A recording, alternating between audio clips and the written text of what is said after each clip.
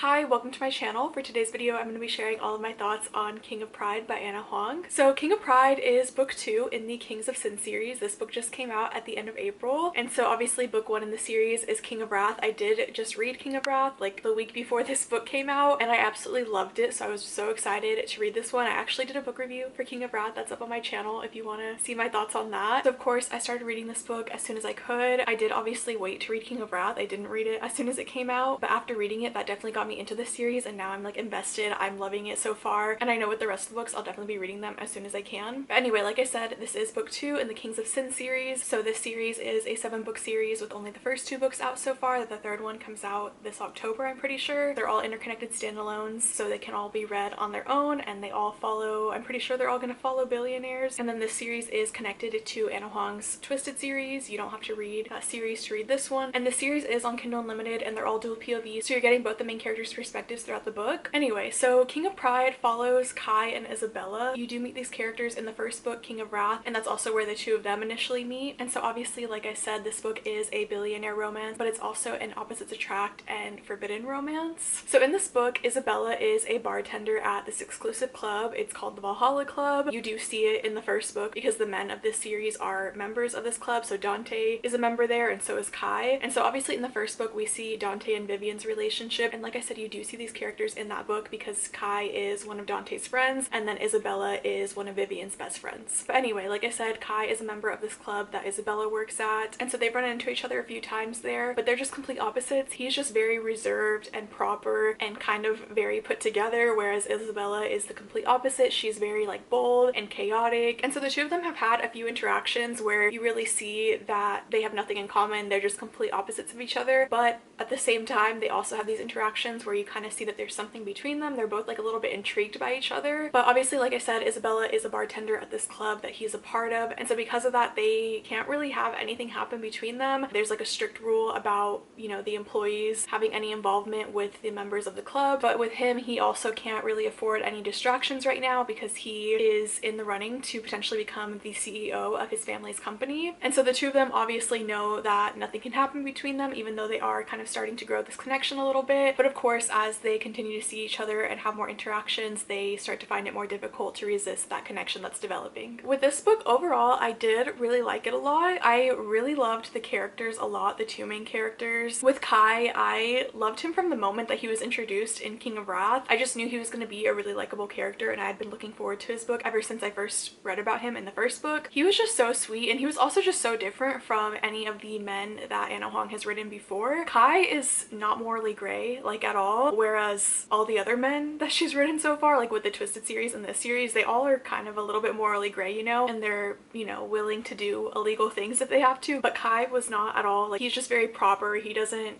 you know, break any laws or anything or break any rules. Yeah, like I said, he's just very different from her other characters and I did really like that. I just really loved him. He was just a really great character and he pretty much did no wrong throughout this entire book. And then of course Isabella, I did really like her a lot. I feel like she was a relatable character to me, just like seeing what she was going through, like her struggles. Isabella is the youngest of 5 children. She has 4 older brothers and they all have like found their passions, they found their careers, and Isabella's kind of struggling. She is like an aspiring author and she's been trying to write this book for so long now and she just hasn't been able to do it, but it's something that she really wants to do. And she just really struggles with like trying to figure out what she wants with her life and trying to find her passion and all of that. And I really liked reading that because I just feel like that's something really relatable. So that was an aspect that I really liked about this book. But on top of that, I just think she was a fun character. Like, I really liked her. I love her personality. I loved how she was just insistent on kind of getting Kai out of his comfort zone, but I also feel like he did the same for her. Like, without them realizing it, they kind of both brought out different sides of each other and I just really liked that within this book. I really loved their relationship a lot. I feel like they were just a very sweet and wholesome couple, like especially compared to Ana Huang's other couples, you know, like seeing what those other couples go through. I really liked the development of their relationship, just like seeing all these little moments of them kind of getting to know each other, especially in the beginning. Like, obviously, like I said, it is an opposites attract book and so you see these like interactions that they have where she's just like very bold. She kind of has no filter sometimes and she'll just like say things that he's not really expecting, and it's just really fun to read that. And so I really love just seeing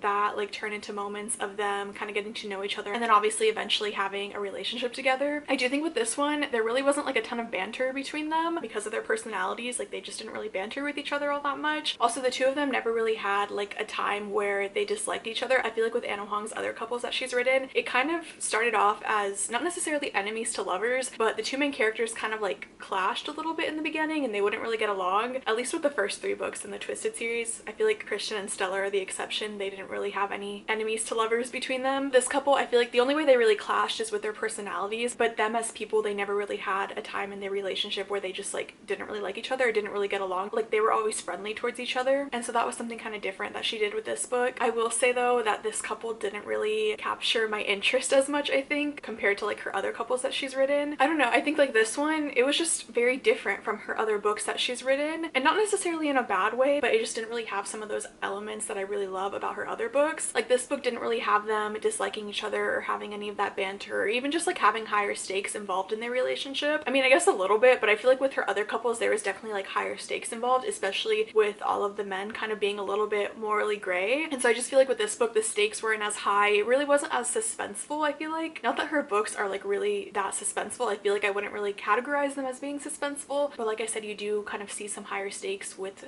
her books, and I feel like this one didn't really have that. I feel like this one was definitely a little bit more predictable. Nothing like super crazy happened in it, whereas her other books, they're a little bit chaotic at times. And also with this one, I honestly didn't really get that into it at first. Like I think it took me about 2 days just to get through the first 100 pages, and I just kind of felt like there wasn't too much going on in the beginning. Like the plot just wasn't super exciting to me at first. I also didn't really know what the plot was. I did kind of go into this book blindly, so I didn't really know what was going to happen in it. Like all I knew was that it was an opposites attract forbidden romance, but I had no idea about anything else about this book, so I was just kind of reading it blindly. And so I think because of that I just didn't really like get into it right away. But like I said, it just took me a couple days to get into it, but once I did get into it I ended up really enjoying it. I don't know, I just think this one is a little bit different from her other books, but I did still really like it. And of course I loved seeing all the side characters in this one. Obviously we get to see more of Vivian and Dante, so that was really exciting to me because I loved their books so much and I really loved them together. And of course seeing the friend group among the girls being established and kind of getting hints at what's to come with the next books. And of course you also get some small appearances from the characters in the Twisted series. Not all of them, but you do see a few of them in here, so that was really fun because obviously I really love that series a lot, and so I just really like that this series kind of connects to that one. But anyway, like I said, I did really like this book. I loved how it ended. I thought the final scene was really cute, and I did really like the epilogue. I didn't love the third act conflict of this book, but I also didn't hate it enough to like go on a whole rant about it or anything. Like it just wasn't my favorite, but it wasn't like annoying either. Like I mean, it was a little bit annoying, but like I was fine with it. It made sense with the storyline and everything. But like I said, there was just parts of this book where it was a little bit predictable, and honestly just some stuff that I didn't really care that much for. But anyway, in terms of like the plot and just kind of like my interest in this book and how I felt about it overall, I think I would rank this one last of Ana Huang's books, like this series and the Twisted series. I still loved it, but just in terms of this book as a whole, like how I felt about it, it's ranked last for me. But anyway, I ended up rating this book a 4.5.